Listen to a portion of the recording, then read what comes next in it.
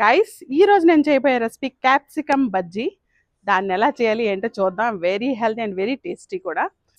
ఈరోజు నేను వేడిగా బజ్జీలు తినాలనుకుంటున్నానండి. అందులోనూ స్పెషలీ క్యాప్సికమ్ బజ్జీలు చేద్దాం అనుకుంటున్నాను. చాలా మందికి స్ట్రీట్ ఫుడ్ అడిక్షన్ ఉంటుందండి. అలాంటి వాళ్ళు కరెక్ట్గా ఇంట్లో కొంచెం టైం స్పెండ్ చేస్తే ఇలాంటి క్రిస్పీ అండ్ వెరీ టేస్టీ బజ్జీలు తయారు చేసుకోవచ్చండి. అది కూడా క్యాప్సికమ్తో తయారు చేస్తున్నాం కాబట్టి సూపర్ ఉంటుంది. సో దానికోసం ముందుగా మనం క్యాప్సికమ్ చక్కగా కడిగేసుకోండి. అలా పైన కొంచెం కట్ చేసుకొని సీడ్స్ అన్నీ తీసేయండి. దీన్ని రింగ్స్లా కట్ చేయొచ్చు, లేదంటే ఇలా స్ట్రైట్ స్ట్రిప్స్లా కట్ చేసుకోండి. స్ట్రైట్గా కట్ చేస్తే చూడడానికి అచ్చం మిరపకాయ బజ్జీల్లా ఉంటాయి. సో చూడండి, క్యాప్సికమ్ని కట్ చేసుకున్నాను. దానికోసం మనం బ్యాటర్ని తయారు చేసుకుందాం. దానికోసం ముందుగా ఒక బౌల్ తీసుకొని 1 కప్ ఆఫ్ శనగపిండిని యాడ్ చేసుకున్నాను. పావు స్పూన్ వాము, పావు స్పూన్ కారం, పావు స్పూన్ ఉప్పు కూడా యాడ్ చేసుకోండి. ఇవి మాత్రమే చాలండి. ఎలాంటి సోడా కానీ రైస్ ఫ్లోర్ కానీ యాడ్ చేయక్కర్లేదు.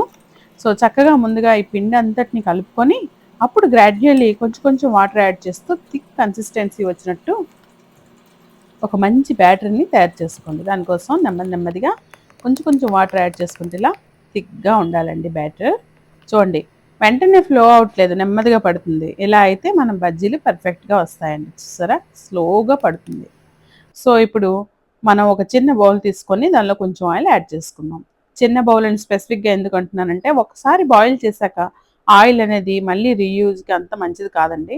సో అందుకే మనం వాడేటప్పుడే కొంచెం ఆయిల్లో కొంచెం ఎక్కువ సార్లు మనం వేయించినా కొంచెం టైం పడుతుంది, అంతేగాని మనకి ఆయిల్ అనేది వేస్ట్ కాదు. సో అందుకే నేను చిన్న బౌల్లో కొంచెం ఆయిల్, అది లోతుపాటి గిన్నెలో వేస్తున్నాను.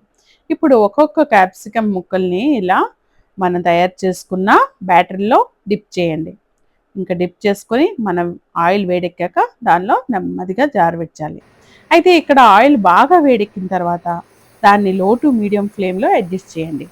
సో లో టు మీడియం ఫ్లేమ్లో మాత్రమే ఇవి వేగాలి. సో అప్పుడే మీకు బజ్జీ లోపల నుంచి, అలాగే పైన క్రిస్పీగా, లోపల చాలా టెండర్గా ఉంటుంది.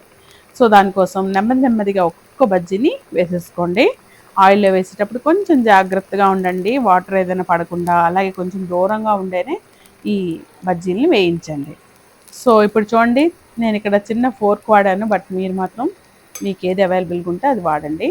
నేను ఇప్పుడు నాకు అలవాటు కాబట్టి అది వాడుతున్నాను. ఇప్పుడు చూడండి, ఒకవైపు 4 నిమిషాలు ఫ్రై అయిన తర్వాత ఇంకోవైపు కూడా 4 మినిట్స్ ఫ్రై చేయండి. అంటే కంప్లీట్లీ 8 మినిట్స్ ఫ్రై చేస్తే చాలండి. ఇంక మన క్రిస్పీ బజ్జీలు రెడీ.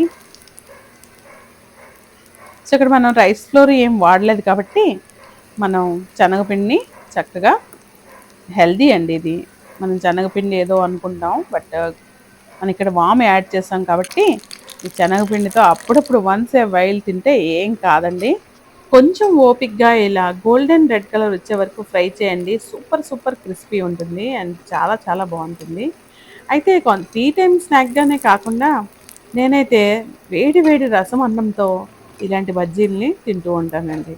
చాలా బాగుంటాయి. అందులో హెల్దీ ఆప్షన్ మనకి పన్నీర్ బజ్జీలు కానీ, క్యాప్సికమ్ బజ్జీ, ఆలూ బజ్జీ ఇవన్నీ కూడా హెల్దీ ఆప్షన్. మనం హెల్దీగా తయారు చేసుకుంటే ఏం కాదండి. అది కూడా వన్స్ ఏ వైల్ తింటే ఏం కాదు.